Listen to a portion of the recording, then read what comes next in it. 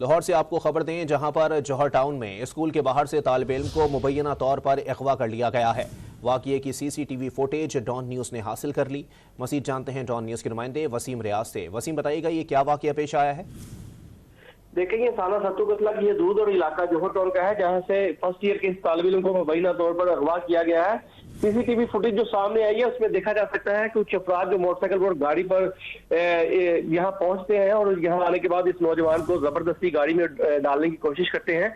इस दौरान हाथापाई भी होती है और जो तालिब इल्म है उस पर तशद्दुद किया जाता है, यह भी साफ नजर आता है। और इनमें से एक जो शख्स है उसके हाथ में पिस्टल भी नजर आता है, जो असले के दौर पर वहाँ खौफ हिरास चलाता है। जो लोग नौजवान की मदद के लिए आगे आते हैं उनको खौफजदा करके पीछे जाने के लिए कहता नजर आता है। ये मुल्जिमान यहाँ से गाड़ी में डालकर इस तालिब इल्म को लेकर चले गए। पुलिस का कहना है कि वाकई की सीसीटीवी फुटेज हासिल कर ली है, मजीद कानूनी कार्रवाई की जा रही है, जिसके बाद मजीद हकाइक जो है वो सामने आएंगे। जी, बहुत शुक्रिया वसीम रियाज अपडेट करने के लिए।